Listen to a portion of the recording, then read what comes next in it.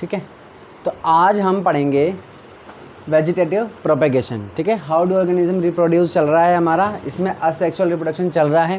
Class 10th का ये chapter है और आज डेट कितनी है,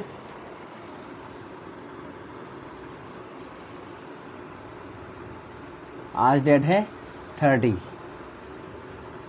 ठीक है, चलिए तो हमने क्या क्या पढ़ लिया, फिजन पढ़ लिया, फ्रेगमेंटेशन, रिजनरेशन, बडिंग। आज क्या पढ़ेंगे, वेजिटेटिव प्रोपेगेशन। ठीक है, यहाँ पर वीपी का मतलब क्या है, वेजिटेटिव और प्रोपेगेशन। देखिए वेजिटेटिव मतलब वेजिटेबल्स या वेजिटेशन। वेजिटेशन का मतलब क्या होता है, प्लांट्स, एवरीथिंग प्लांट से रिलेटेड सब चीज़ें, घास वास है ना, क्रॉप्स हमारे, एवरीथिंग प्लांट पे ट्री, हर एक चीज़ वेजिटेशन। ठीक है। प्रोपेगेशन का मतलब क्या होता है, प्रोपेग्यूल, ये किससे बना हुआ है वर्ड, प्रोपेग्यूल से। और प्रोपेग्यूल मीन्स क्या होता है, प्रोपेग्यूल का मतलब होता है पार्ट, हिस्सा। ठीक है, तो क्या मीनिंग हुआ कि वेजिटेशन का कोई एक हिस्सा, उससे उसका क्या हो जाना, रिप्रोडक्शन हो जाना। बात समझ में आ गई। तो इसे ऐसे रिप्रोडक्शन का हम क्या बोलेंगे, वेजिटेटिव प्रोपेगेशन। बात समझ में आ गई। इसकी डेफिनेशन आपकी स्क्रीन पर आ जाएगी, वहाँ से देख लेना। ठीक है ना। तो मीनिंग क्या हुआ एक बार और देख लेते हैं कि किसी भी प्लांट के या किसी भी ट्री के किसी भी हिस्से से, हिस्सा मतलब क्या, उसका हिस्सा, उसका रूट हो सकता है, उसका स्टेम हो सकता है, उसकी लीव्स हो सकती है, फ्लावर हो सकता है, कुछ भी हो सकता है। ठीक है ना। तो प्लांट के किसी भी हिस्से से, किसी भी पार्ट से वापस वही प्लांट या ट्री उग जाए या ग्रो हो जाए या वापस हमें मिल जाए, उसी को हम क्या बोलते हैं, वेजिटेटिव प्रोपेगेशन। बात समझ में आ गई।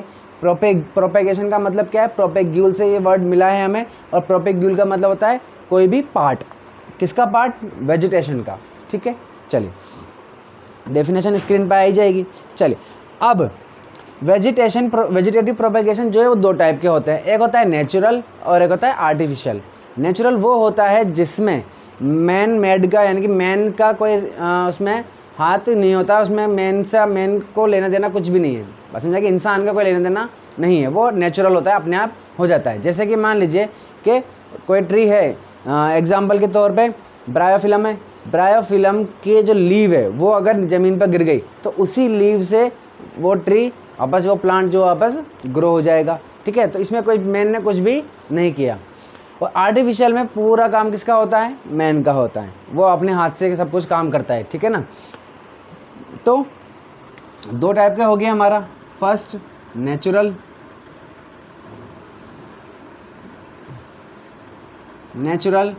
Vegetative propagation and second artificial. ठीक है, तो नेचुरल वेजिटेटिव प्रोपेगेशन और दो पार्ट हो गए इसके, आर्टिफिशियल और आर्टिफिशियल वेजिटेटिव प्रोपेगेशन। अब नेचुरल का मतलब क्या है, अभी मैंने बताया आपको, without help of plant reproduction, without help of human beings. And बिल्कुल सेम हो जाएगा, plant reproduction with the help of human beings. Okay, तो अब हम देखेंगे किसको। फर्स्ट है हमारा नेचुरल वेजिटेटिव प्रोपेगेशन। ठीक है, इसकी भी डेफिनेशन स्क्रीन पर आ जाएगी आपके। ठीक है, आ रही होगी, देख लो। ठीक है ना। चलिए अब natural vegetative propagation without help of human beings.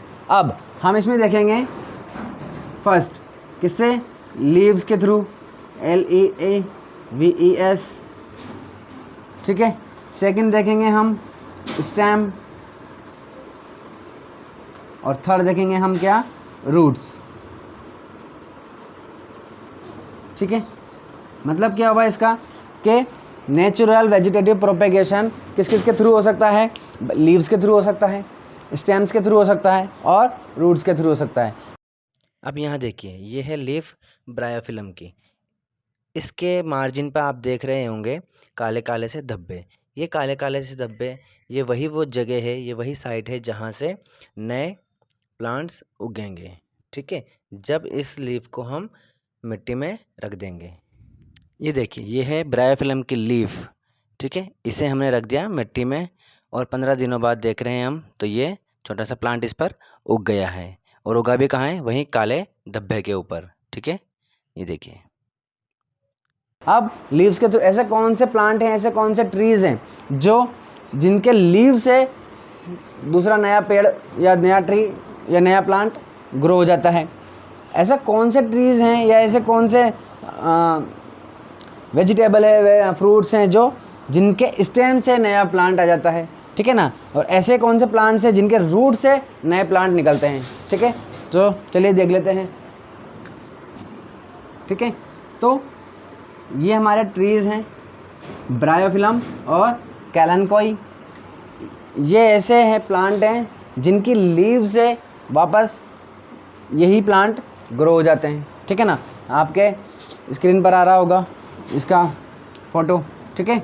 आगे देखिए, स्टेम्स, पोटैटो हो गया, जिंजर हो गया, ऑनियन हो गया, ठीक है। ये सब क्या होते हैं, ये स्टेम्स होते हैं और इन्हीं से इनके नए प्लांट उग जाते हैं।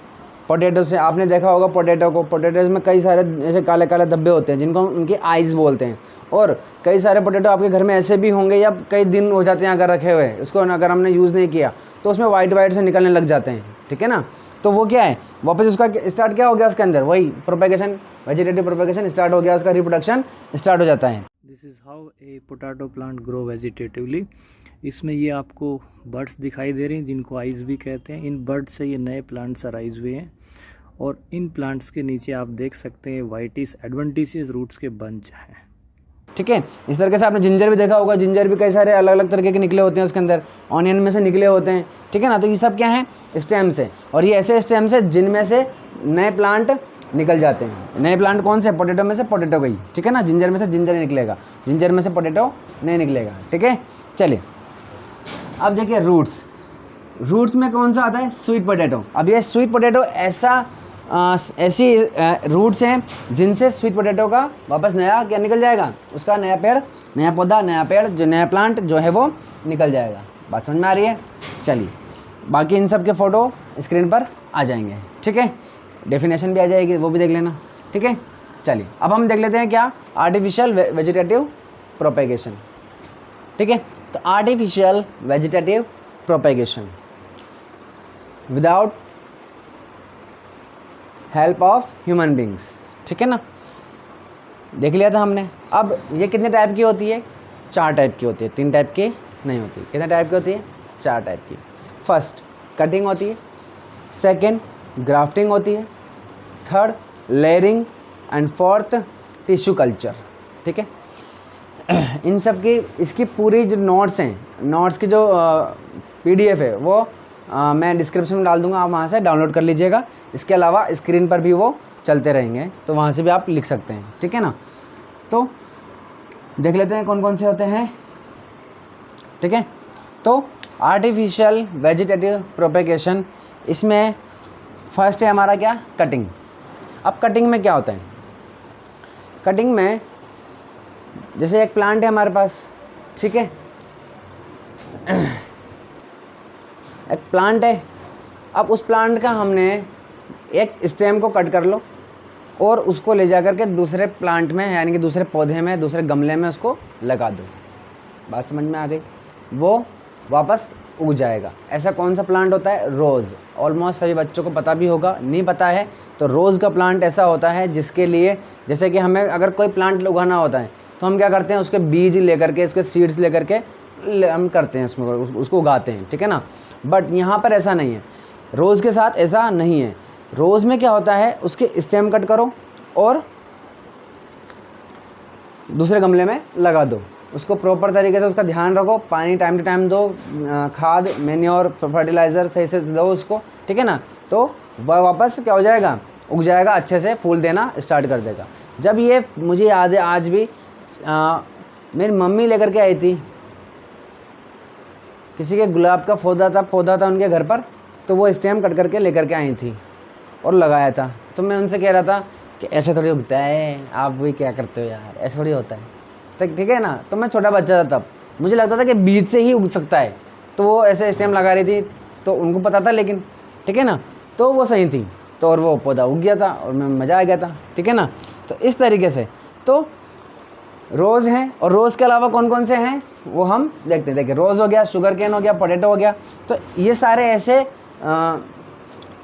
प्लांट है जिनके कट करके अगर आप क्या कर दोगे, दूसरे गमले में लगा दोगे या दूसरी जगह फील्ड में लगा दोगे तो वो भी आराम से उग जाएगा, किसी बीज की ज़रूरत नहीं होती। ठीक है, चलिए ठीक है। तो ये से आपके एग्जाम्पल हो गए rose, sugar cane, potato and cactus. ठीक है, बाकी इसकी वीडियो मिल जाएगी, अभी चल जाएगी साथ में ही। यहाँ देखिए, यहाँ लेफ्ट वाले जो गड्ढा है उसमें हमने बीज डाले हैं और राइट वाले में हमने गुलाब के पौधे से स्टेम को कट करके जिसमें थोड़ी पत्तियाँ भी है वो हमने गड्ढे में लगा दी है।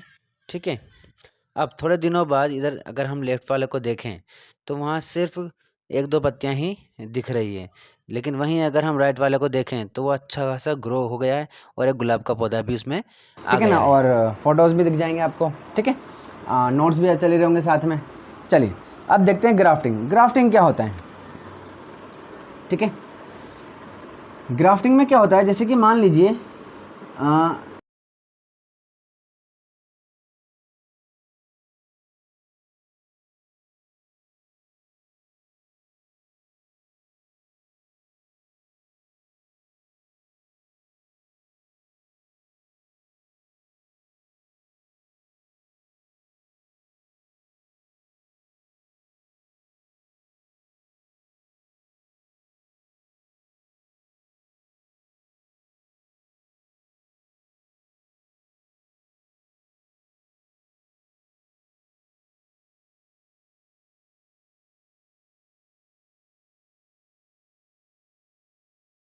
ये आपका एक गमला है, ठीक है ना, इसमें ये एक पौधा है इस तरीके से बढ़िया। ठीक है, ये एक पौधा है, एक और आपके पास क्या है, गमला है। ठीक है, मान के चलते हैं किसका, लेमन का है ये।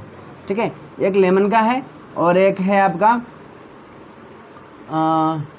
ऑरेंज ले लेते हैं। ठीक है ना, ये इस तरीके से ये इसका ट्री है, लेमन और ऑरेंज का ट्री ऑलमोस्ट क्या होते हैं, दोनों इक्वल होते हैं। अब मैंने ऑरेंज और लेमन ही क्यों लिया, क्यों, वो इसलिए क्योंकि हमको सेम स्पीसीज़ के ही लेने हैं ट्री। ऐसा नहीं है कि आपने इधर तो ले लिया लेमन, उधर ले लिया एप्पल, अब तो मैं तो लेमन में एप्पल उगाऊंगा भाई साहब, दुनिया में अलग, भाई साहब कैसे हो सकता है? ठीक है ना, नहीं हो सकता है। स्पीसीज़ क्या रखनी पड़ेगी आपको, सेम रखनी पड़ेगी। मतलब जैसे कि एप्पल के स्पीसीज़ के बहुत सारे अलग अलग स्पीसीज़ के आते हैं, ठीक है ना, अलग अलग तरीके के। मैंगो भी अलग अलग तरीके के आते हैं, लंगड़ा आम, दशहरी आम, है ना, बादामी आम, ये सारे आम। तो आप एक आम में दूसरा आम का ग्राफ्टिंग कर सकते हैं। बात समझ आएगी? अब करना कैसे, देखिए ये है, इसको आपने यहाँ से कट किया। ठीक है, अब देखिए यहाँ से कट करके ये आपने ऊपर का हटा दिया इसको। ठीक है, ये हटा दिया, बात समझ में आ गई, ये हटा दिया। अब इसको भी यहाँ से कट कर दिया, कट करके इसको उठा कर, देखिए कटिंग बहुत इंपॉर्टेंट है। कटिंग इसलिए इम्पोर्टेंट है क्योंकि जिस तरीके की कटिंग है, जिस एंगल पर ये कटिंग हो रहा है उसी एंगल पर इसको कट करना है। क्यों? क्योंकि जब उठा करके आप इसको यहाँ पर रखोगे तो ये एकदम एज इट इज़ फिट होना चाहिए, एकदम एज इट इज़।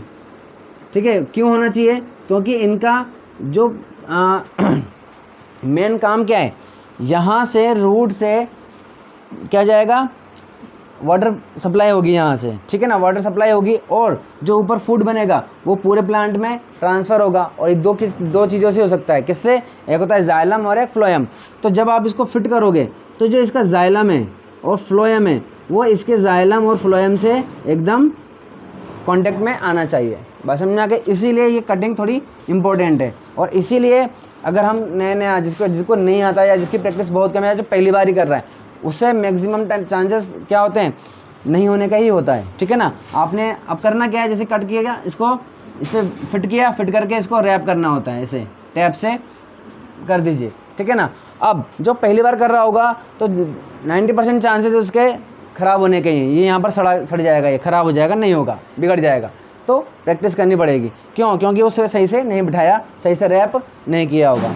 ठीक है ना, इसलिए इसको आप ऐसे भी कर सकते हैं। ठीक है, जैसे कि ये है, इसको इस तरीके से कट कर लीजिए, तो इसको भी ऐसे कट करोगे तो ये वाला ऊपर उठा करके यहाँ लाओगे, ये। ठीक है, तो ये ऐसे फिट हो जाएगा इसमें। और फिर भी आपको जब इसमें बिठाने लगोगे तब भी आपको यहाँ से थोड़ी क्लीनिंग सही से करनी पड़ेगी ताकि इसका जाइलम और फ्लोएम सही से क्या हो जाए, मिक्स हो जाए। बात समझ में आ गई। तो इस तरीके से आप क्या कर सकते हैं, एक लेमन के ट्री में आप ऑरेंज लगा सकते हैं, या ऑरेंज के ट्री में क्या लगा सकते हैं, लेमन लगा सकते हैं। अब ये नहीं है कि आपने मेन, जैसे कि मैंने तो क्या किया यहाँ पर मेन ही कट कर दिया, मेन स्टेम कट कर दिया, ठीक है ना। ये भी हो सकता है, जैसे कि मान लीजिए ये है इस तरीके से, ठीक है। अब यहाँ पर क्या हो रहा है, यहाँ पर लेमन आ रहे हैं, यहाँ पर भी लेमन आ रहे हैं, तो आपने क्या किया, इस वाले को कट कर दिया यहाँ से इस तरीके से, ठीक है। इस वाले स्टेम को कट कर दिया और यहाँ पर क्या लगा दिया आपने, या फिर यहाँ से नहीं किया, यहाँ पे लगा दो, यहाँ से कट करके इस तरीके से, तो यहाँ से लगा दो। बात समझ में आ रही है आपके। तो यहाँ से लगा दोगे तो इस तरफ तो लेमन आ जाएंगे, इस तरफ क्या आ जाएंगे, ऑरेंज आ जाएंगे। बात समझ में आ रही है। इसी तरीके से इसका मतलब क्या हुआ, क्या फ़ायदा हुआ इसका फ़ायदा ये हुआ कि एक ही ट्री में आपको 2 फ्रूट मिल गए, 2 मिल गए, 3 मिल गए, वो तो आपके डिपेंड करता है कि कितने, ठीक है ना, मल्टी हो जाएगा अपने पर, ठीक है। एक ही ट्री में मल्टी फ्रूट्स मिल जाएंगे। तो इस तरीके से आप ग्राफ्टिंग कर सकते हैं, ठीक है ना। चलिए ठीक है, तो इसके एग्जांपल क्या हो जाएंगे, मैंगो, एप्पल एंड लेमन, ठीक है, सेम स्पीसीज होनी चाहिए। चलिए अब देखते हैं हम लेयरिंग क्या होता है, ठीक है। तो ये मैंने लेयरिंग के लिए बनाया प्लांट, है ना, बहुत गंदी सी ड्राइंग है, लेकिन समझिए इसको, ठीक है ना। देखिए लेयरिंग जो है वो सब प्लांट्स में नहीं हो सकता, ये सिर्फ उसमें होगा जिसमें बेल्स होती है, बेल, ठीक है ना, जिनकी जो स्टेम से बहुत लचीली हो, जिनको आराम से आप मतलब बहुत लंबी लंबी होती है, बहुत पतली पतली होती है, आराम से आप ऐसे ऐसे ऐसे करके कर सकते हैं, उसको खींच सकते हैं आराम से, ठीक है ना। तो ये इसमें से प्लांट है जिसमें से क्या निकल रही है, बेल निकल रही है। इस बेल को अपन ने क्या किया, ज़मीन में इस तरीके से गाड़ दिया, ठीक है ना, और थोड़ा सा यहाँ पर बाहर निकाल दिया, ठीक है, इस तरीके से। तो क्या होगा, तो देखिए धीरे धीरे यहाँ पर इसकी रूट बनने लग जाएगी। इस जगह पर ज़मीन में गाड़ दिया इसको अपन ने, तो यहाँ पर क्या हो जाएगा, इसकी रूट बन जाएगी। अब रूट बनने से क्या होगा, वाटर और मिनरल्स की सप्लाई तो यहाँ पर हो जाएगी इधर, ठीक है ना। और जब तक ये उगना स्टार्ट नहीं होगा तब तक इस प्लांट से इधर फूड भी मिल जाएगा इसको। बात समझ में आ गई। चलिए, तो अब जैसे ही ये धीरे धीरे उगने लग जाएगा, यहाँ पर ये उगने लग गया, ठीक है। अब ये उगने लग गया तो अब यहाँ से इसको क्या कर दीजिए, कट कर दीजिए, अब ज़रूरत नहीं है। यही इसकी क्या बन जाएगी, रूट बन जाएगी, और ये उगने स्टार्ट हो जाएगा, ग्रो करना स्टार्ट हो जाएगा। और इस तरीके से ये एक प्लांट से दूसरा प्लांट हमें मिल गया, ठीक है। तो इसी तरीके इसको क्या बोलते हैं हम, लेयरिंग कहते हैं। किस में होता है ये, हिबिस्कस में होता है और जैस्मिन में होता है, ठीक है। एग्जाम्पल लिख लेते हैं, ठीक है। तो चलिए, तो हमारा टॉपिक चल रहा है कौन सा, वेजिटेटिव प्रोपेगेशन। इसमें हमने 2 पढ़े थे, क्या, नेचुरल और आर्टिफिशियल वेजिटेटिव प्रोपेगेशन। दोनों हम ऑलमोस्ट पूरा पढ़ चुके हैं, बस एक टॉपिक बच रहा है आर्टिफिशियल प्रोपेगेशन का, क्या, टिश्यू कल्चर। इसको हम माइक्रो प्रोपेगेशन भी कहते हैं। क्यों कहते हैं, क्योंकि आपको पता है टिश्यू बहुत छोटा होता है, माइक्रो होता है सेल जो होते हैं, इसलिए इसको क्या बोलते हैं, माइक्रो प्रोपेगेशन, ठीक है। चलिए, तो देखिए होता क्या है इसमें, आप कोई प्लांट ले लीजिए, कोई सा भी प्लांट ले लो, और पूरा प्लांट नहीं लेना है, लेकिन प्लांट का कुछ भी ले लो। जैसे कि मैंने लीफ ले ली, आप भी लीफ ले सकते हैं, कुछ भी ले सकते हैं, पूरे प्लांट में से कुछ भी उसका एक छोटा हिस्सा ले सकते हैं। ले लिया मैंने, लीफ ले ली, लीफ ले करके मैंने इसके यहाँ से लेकर के यहाँ से, वो आपकी फेवरेट जगह जो भी है, जैसे कि ये ले लो, ये ले लो, ये वाला हिस्सा, ये वाला अंदर बाहर कहीं पर भी ले करके थोड़ा सा उसको घिस लो, ठीक है, रब कर लो, ठीक है, ब्लेड से कर लो, चाकू से कर लो, हल्का हल्का सा, ठीक है, एकदम छोटे छोटे से बारीक बारीक से क्या निकाल लो आप, इसके टुकड़े निकाल लो, जिसको अपन टिश्यू बोलते हैं, ठीक है, सेल बोलते हैं, ठीक है ना। बहुत बारीक बारीक से ऐसे 4-5 निकाल लो, निकाले टुकड़े, ठीक है। तो इसको अपन क्या बोल रहे हैं, tissue sample scraped from parent plant, ठीक है। टिश्यू सैंपल का मतलब हमने ये टिश्यू सैंपल ले लिया, कहाँ से, स्क्रैप कर दिया उसको, स्क्रैप करने का मतलब ऐसे घिस के निकाल लिया, ठीक है। फ्रॉम कहाँ से भाई, पेरेंट प्लांट से। पेरेंट प्लांट जिस प्लांट का ये लीफ है उसका हमने क्या ले लिया, ये स्क्रैप्ड सैंपल, टिश्यू सैंपल ले लिया। अब ठीक है, PARENT पेरेंट प्लांट, ठीक है। चलिए, अब इसको हमने क्या किया, ये जो हमारे टिश्यू सैंपल है इसको हमने रख दिया इस बॉक्स में, ठीक है। अब ये बॉक्स आपको समझ में नहीं आ रहा होगा, मैं स्क्रीन पर डाल दूंगा फ़ोटोज़, ठीक है, वीडियोज़ भी डाल दूंगा, देख लेना, ठीक है। यानी कि एक छोटी सी डब्बी होती है ऐसे करके, बहुत पतली सी ऐसे डब्बी होती है छोटी सी इतनी कांच की, ठीक है। इसको हम बोलते हैं पेट्री प्लेट। क्या बोलते हैं? पेट्री, PETRI, पेट्री प्लेट, ठीक है। पेट्री प्लेट का मतलब क्या होता है? पेट्री प्लेट का मतलब होता है छोटी सी प्लेट जो हमारे टिश्यूज़ को रखने में, उनको ग्रो करने में क्या करती है? हेल्प करती है या उसके हमारे काम आती है। अब इस पेट्री प्लेट में होता क्या है? इस पेट्री प्लेट में न्यूट्रिएंट्स होते हैं। क्या होते हैं? न्यूट्रिएंट्स। कौन से न्यूट्रिएंट्स? जो इनको ग्रो करने के लिए ज़रूरी है। बात समझ में आ रही है? जब हम इसको इसमें रखेंगे तो वो न्यूट्रिएंट रखने के बाद थोड़े दिन रख देंगे तो इसमें क्या होगा? जैसे कि ये मान लीजिए हमने इसमें डाल दिया कितने? 3 टिश्यू डाल दिए।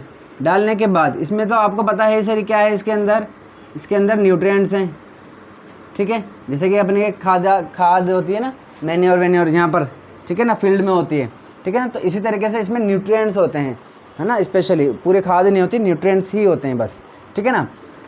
तो कुछ दिनों बाद इनके अंदर क्या हो जाएगा? सेल डिवीज़न हो जाएगा। सेल डिवाइड होकर के इसको पढ़ते हैं, देखिए क्या कह रहा है ये। Tissue sample placed in agar growth medium. Agar growth medium का मतलब क्या है? अगार ग्रोथ मीडियम का मतलब ये न्यूट्रिएंट्स हैं, ठीक है। लेकिन अगार का यहाँ पर इंपॉर्टेंट ये है कि अगार वो मटेरियल होता है जो इन न्यूट्रिएंट्स को सॉलिड बना करके रखता है, ऐसे हिलने डुलने नहीं देता, एकदम जमा करके रखता है, ठीक है। चलिए, तो एकदम ये जमा रहते हैं। तो agar growth medium containing nutrients and auxin hormone, ठीक है।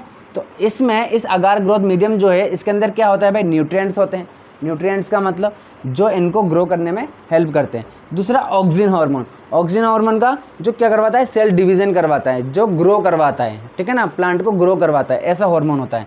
तो अब यहाँ पर ये हार्मोन तो क्या करेगा? ग्रो करवाएगा इनको, ठीक है ना, सेल डिवाइड करवाएगा, और सेल डिवाइड होने के बाद जो उनको न्यूट्रिएंट्स चाहिए वो न्यूट्रिएंट्स देंगे। से यहाँ पर मटेरियल में है ही सारी, ठीक है। अब ये जो 3 टिश्यू हैं, ये 3 टिश्यू क्या हो जाएंगे? ये सेल डिवाइड होकर के बहुत सारे सेल डिवीज़न हो जाएगा इनके पास इस तरीके से, ठीक है।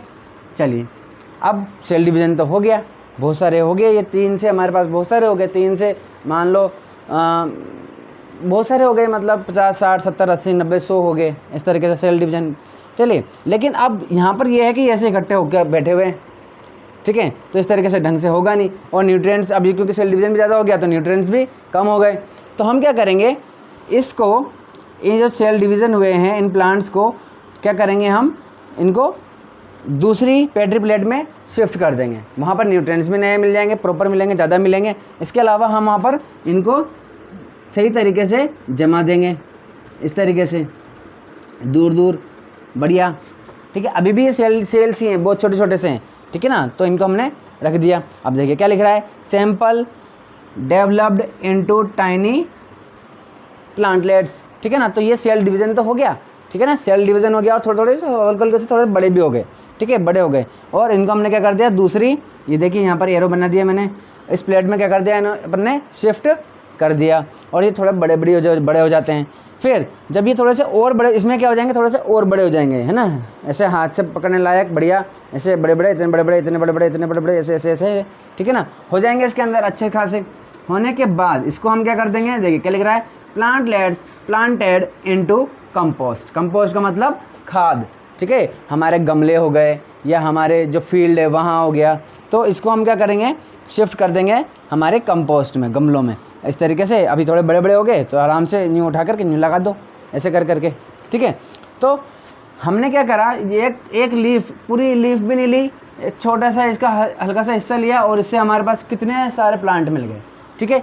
तो यही कमाल धमाल है इसका टिश्यू कल्चर का या आर्टिफिशियल वेजिटेटिव प्रोपेगेशन का। वेजिटेटिव प्रोपेगेशन, बात समझ में आ गई? तो ये थोड़ा हार्ड होता है, थोड़ा मुश्किल होता है, थोड़ा ध्यान रखना होता है, थोड़ा महंगा भी होता है, इसलिए अक्सर लोग इसे करते नहीं हैं। तो जो नॉर्मल हमने इससे पहले वाले पढ़े हैं वो कर लेते हैं। कौन कौन से? कटिंग हो गई, ग्राफ्टिंग हो गई, वो कर लेते हैं, लेयरिंग हो गई, वो तो बहुत ही सिंपल है। ठीक है, तो इस तरीके से आपको समझ में आ गया होगा टिश्यू कल्चर क्या होता है। और फिर अब मैं डाल ही दूंगा, डाल करके वहाँ पे भी उस वीडियो में भी मैं समझा दूंगा, वीडियो से भी समझा दूंगा, फोटो। अब यहाँ देखिए, अपन ने क्या लिया था, पेट्री प्लेट, इन्होंने क्या ले ली, टेस्ट ट्यूब। टेस्ट ट्यूब में ही इन्होंने क्या डाल दिया, टिश्यू डाल दिया, और इसी के अंदर क्या है, न्यूट्रिएंट मीडियम है। ठीक है, अब यहाँ देखिए, आफ्टर 3-4 वीक्स क्या होता है, आफ्टर 3-4 वीक्स इसमें सेल डिवीजन हो जाता है। जो सेल हैं वो बढ़ जाते हैं, सेल डिवाइड हो जाते हैं, और इस सेल डिवीजन को हम क्या बोलते हैं, कैलस। और फिर जो सेल डिवाइड हुए हैं उनको हमने क्या कर दिया, नए टेस्ट ट्यूब में डाल दिया है। नए टेस्ट ट्यूब में क्या है, नए न्यूट्रिएंट्स हैं। ठीक है, और उन नए न्यूट्रिएंट्स की वजह से क्या हो जाता है, इनमें से जो प्लांट है वो ग्रो हो जाते हैं। ग्रो होने के बाद हम क्या करते हैं, इनको नए गमले में लगा लेते हैं अपने, और वो ग्रो हो जाते हैं। और अब ये जो हैं ये क्या हैं, इसके एग्जाम्पल्स हैं। इनमें ही क्या किया जाता है, टिश्यू कल्चर किया जाता है। और ये वो इमेज है जो अपन ने बोर्ड पे बनाई थी, बिल्कुल सेम टू सेम है। पेट्री प्लेट्स देख लीजिए, इस तरीके की होती है।